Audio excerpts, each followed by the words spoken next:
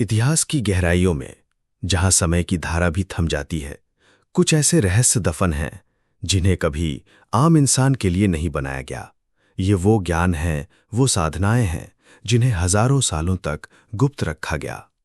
ये केवल उन चुने हुए लोगों को सौंपी गईं जो जन्म से नहीं, बल्कि अपने कर्म, अपनी चेतना और अपने अदम्य साहस से चुने जाते थे। क्या आपने कभी सोचा है कि हमारे पूर्वज ऋषि मुनि केवल पूजा पाठ और यज्ञ तक ही सीमित नहीं थे? क्या हो अगर मैं आपसे कहूं कि उनके पास वास्तविकता को मोड़ने की, ब्रह्मांड की ऊर्जा को नियंत्रित करने की और चेतना के उन स्तरों को छूने की कुंजियां थीं जिन्हें आज का विज्ञान कल्पना मानता है। ये साधनाएं कोई साधारण तकनीकें नहीं थीं। ये वो दिव्य ज्ञान था जो इंसान को उसकी सीमाओं से परे ले जा सकता था। ये इतनी शक्तिशाली थीं कि अगर गलत हाथों में पड़ जातीं तो सृष्टि में प्रलय ला सकती थीं। इसीलिए इन्हें छुपाया गया। इन्हें गुरु शिष्य परंपरा की सबसे गोपनीय परतों में सहेज कर रखा गया, जहां केवल वही पहुंच सकता था जिसका हृदय शुद्ध हो और आत्मा अडिग। आज हम इतिहास के उन सीलबंद दरवाजों पर दस्तक देंगे और उन तीन सबसे गुप्त और शक्तिशाली साधनाओं के रहस्य को उजागर करने की कोशिश करेंगे जिन्होंने प्राचीन भारत को विश्व गुरु बनाया था। हमारी पहली और शायद सबसे रहस्यमयी साधना है कुंडलिनी शक्ति का जागरण। वेदों और तंत्र ग्रंथों में इसे सर्प शक्ति कहा गया है। ये कोई बाहरी शक्ति नहीं है, बल्कि हर इंसान के भीतर मूलाधार चक्र में 3.5 फेरे लगाकर सोई हुई एक ब्रह्मांडीय ऊर्जा है। ये वो आदिम शक्ति है, वो दिव्य चिंगारी है जिसने सृष्टि की रचना की। और जब तक ये सोई रहती है, इंसान अपनी 5 इंद्रियों और सीमित मन का गुलाम बना रहता है। लेकिन जिस क्षण ये जागृत होती है, इंसान साधारण नहीं रहता, वो अपने भीतर के ब्रह्मांड का स्वामी बन जाता है। गुप्त क्यों थी ये साधना? कुंडलिनी का जागरण एक 2-धारी तलवार है। ये अमृत भी है और विष भी। इसे छिपाने का सबसे बड़ा कारण था इसका अनियंत्रित विस्फोट। कल्पना कीजिए एक परमाणु रिएक्टर की, जिसे बिना किसी तैयारी के चालू कर दिया जाए। जो ऊर्जा पूरे शहर को रोशन कर सकती थी, वही पूरे शहर को भस्म कर देगी। एक अशुद्ध शरीर और चंचल मन में जब कुंडलिनी जागृत होती है, तो ये साधक को पागल कर सकती है, उसके शरीर को जला सकती है या उसे ऐसी मानसिक अवस्थाओं में फेंक सकती है जहां से लौटना संभव हो। इसीलिए गुरु पहले शिष्य को वर्षों तक तैयार करते थे। चुने हुए साधक की यात्रा। एक साधक की कहानी से इसे समझते हैं। कल्पना कीजिए एक युवा शिष्य की जो अपने गुरु के आश्रम में वर्षों से सेवा कर रहा है। गुरु उसे सीधे कुंडलिनी का ज्ञान नहीं देते। पहला चरण, शुद्धि। पहले वो उसे यम और नियम का पालन करना सिखाते हैं। अहिंसा, सत्य, ब्रह्मचर्य। उसे षटकर्म द्वारा अपने शरीर की शुद्धि करनी पड़ती है। धोती, बस्ती, नेति, त्राटक, नौली और कपालभाति। उसका भोजन सात्विक होता है, विचार शुद्ध होते हैं। ये प्रक्रिया सालों तक चलती है, जब तक कि उसका शरीर और मन एक शांत झील की तरह स्थिर न हो जाए। दूसरा चरण, नाड़ी शोधन। इसके बाद गुरु उसे प्राणायाम की दीक्षा देते हैं। ये केवल सांस लेना और छोड़ना नहीं है, ये शरीर की 72,000 नाड़ियों यानी ऊर्जा वाहिकाओं को शुद्ध करने का विज्ञान है। साधक को अपनी श्वास पर इतना नियंत्रण हासिल करना होता है कि वो अपनी इच्छा से प्राण ऊर्जा को शरीर के किसी भी हिस्से में भेज सके।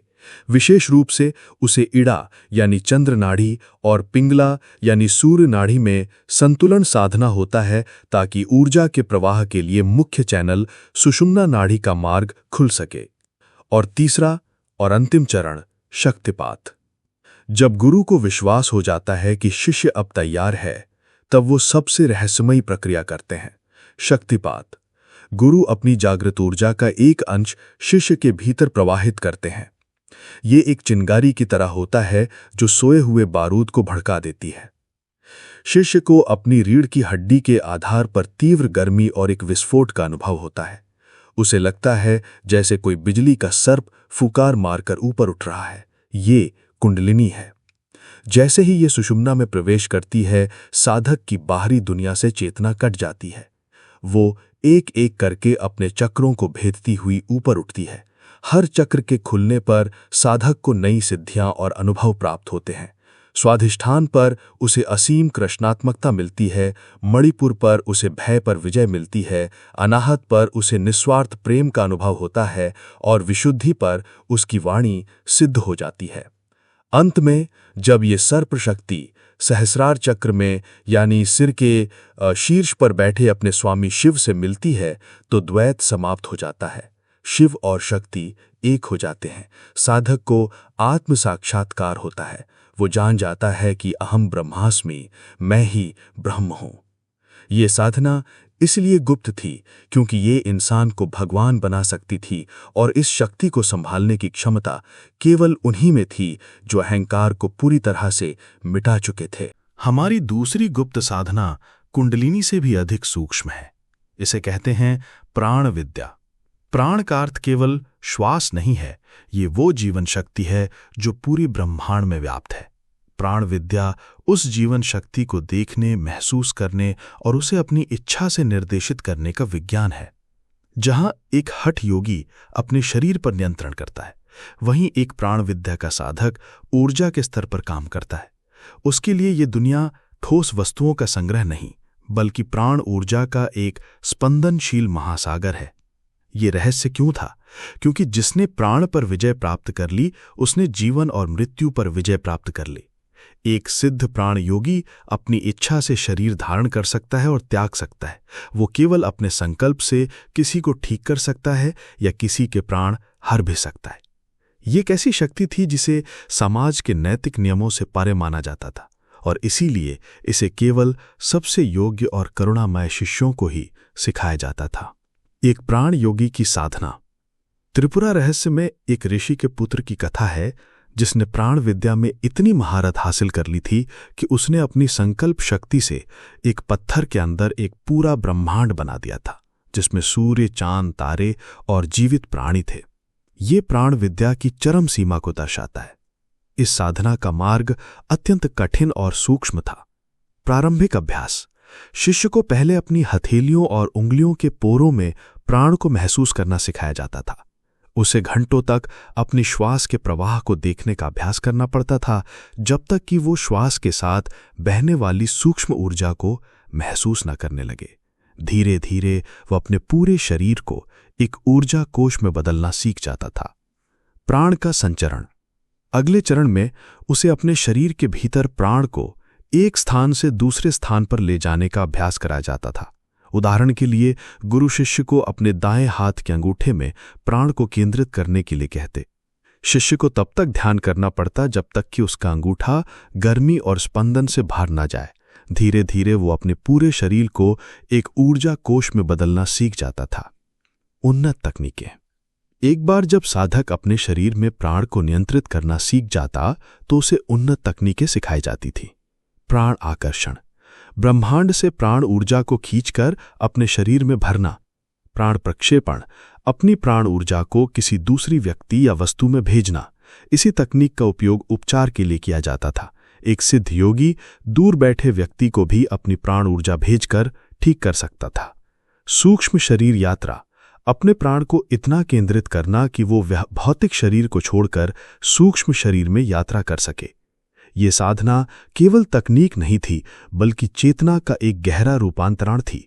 साधक ये अनुभव करने लगता कि वो ये शरीर नहीं है, बल्कि शुद्ध प्राण ऊर्जा है। उसके लिए भौतिक दुनिया के नियम लागू नहीं होते थे। वो समय और स्थान के बंधन से मुक्त हो जाता था।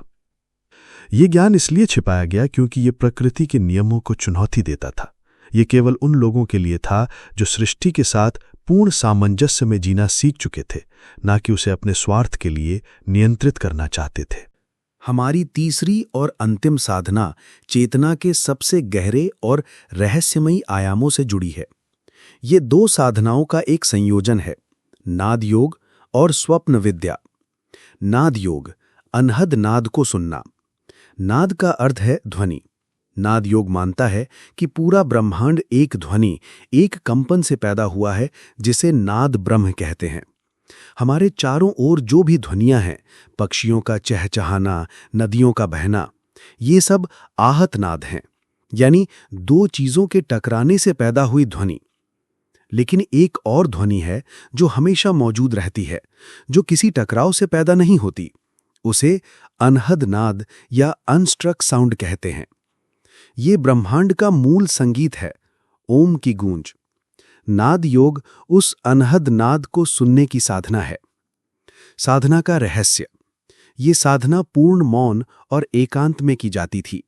साधक को पहले अपने कानों को बाहरी ध्वनियों से बंद करना पड़ता था। फिर वो अपने भीतर की ध्वनियों पर ध्यान केंद्रित करता। अपने दिल की धड़कन, अपनी नसों में बहते रक्त का प्रवाह। जैसे जैसे उसका ध्यान गहरा होता, उसे और भी सूक्ष्म ध्वनियां सुनाई देने लगतीं। झींगुर की आवाज, फिर घंटी की, फिर बांसुरी की और अंत में समुद्र की लहरों जैसी गूंज। ये ध्वनियां अलग अलग चेतना के स्तरों का प्रतीक थीं।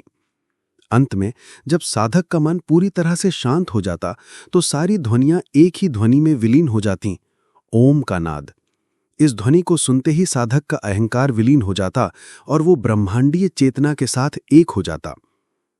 स्वप्न विद्या, योग निद्रा का रहस्य। नाद योग से जुड़ी हुई ही दूसरी साधना थी स्वप्न विद्या, जिसका प्रवेश द्वार था योग निद्रा। योग निद्रा का अर्थ है यौगिक नींद। ये सोने और जागने के बीच की एक अवस्था है जहां शरीर तो सो रहा होता है लेकिन चेतना पूरी तरह से जागृत रहती है। साधना का रहस्य। इस अवस्था में साधक अपने अवचेतन मन के संपर्क में आता है। लेकिन स्वप्न विद्या का असली रहस्य था इस जागृत चेतना को स्वप्न की अवस्था में ले जाना। एक सामान्य व्यक्ति स्वप्न में बेहोश रहता है। उसे नहीं पता होता कि वो सपना देख रहा है, लेकिन एक सिद्ध स्वप्न योगी पूरी जागरूकता के साथ अपने सपनों में प्रवेश करता है। वो जानता है कि ये एक सपना है। वो अपने सपनों को नियंत्रित कर सकता है, अपनी इच्छा से कहीं भी जा सकता है, किसी से भी मिल सकता है। प्राचीन योगी इस विद्या का उपयोग अपने गहरे संस्कारों को मिटाने, भविष्य को जानने और यहाँ तक कि दूसरे लोगों की यात्रा करने के लिए करते थे। उनके लिए जागृत अवस्था और स्वप्न की अवस्था में कोई अंतर नहीं रह जाता था। वो समझ जाते थे कि दोनों ही चेतना के खेल हैं, एक माया। ये साधनाएं क्यों थीं चुने हुए लोगों के लिए? नाद योग और स्वप्न विद्या मन के विघटन की साधनाएं हैं। ये साधक को उस बिंदु पर ले जाती हैं जहां मैं का भाव समाप्त हो जाता है। एक अपरिपक्व मन के लिए ये अनुभव पागलपन या मृत्यु के समान हो सकता है। वास्तविकता और भ्रम के बीच की रेखा को बिना गुरु के मार्गदर्शन के पार करना लगभग असंभव था। ये केवल उन लोगों के लिए था जो अपनी पहचान को मिटाने और परम सत्य में विलीन होने के लिए तैयार थे। कुंडलिनी जागरण, प्राण विद्या, नाद योग और स्वप्न विद्या ये केवल साधनाएं नहीं थीं, बल्कि इंसान की चेतना के विकास के नक्शे थे। इन्हें इसलिए छिपाया गया क्योंकि हमारे पूर्वज जानते थे कि महान शक्ति के साथ महान जिम्मेदारी आती है। चुने हुए लोग वो नहीं थे जिन्हें कोई विशेष अधिकार प्राप्त था, बल्कि वो थे जिन्होंने आत्म अनुशासन, शुद्धि और निस्वार्थता के मार्ग को चुना था। आज इस सूचना के युग में ये ज्ञान फिर से सतह पर आ रहा है, लेकिन इसकी कुंजी आज भी वही है, पात्रता। शायद हम सब इन चरम साधनाओं के लिए तैयार ना हों, लेकिन इनका सार हम अपने जीवन में उतार सकते हैं। अपने भीतर की ऊर्जा के प्रति जागरूक होना, अपने प्राण को साधना और बाहरी शोर से हटकर अपने भीतर की शांति को सुनना, ये हर कोई कर सकता है। क्योंकि सबसे बड़ा रहस्य ये नहीं है कि ये साधनाएं मौजूद हैं।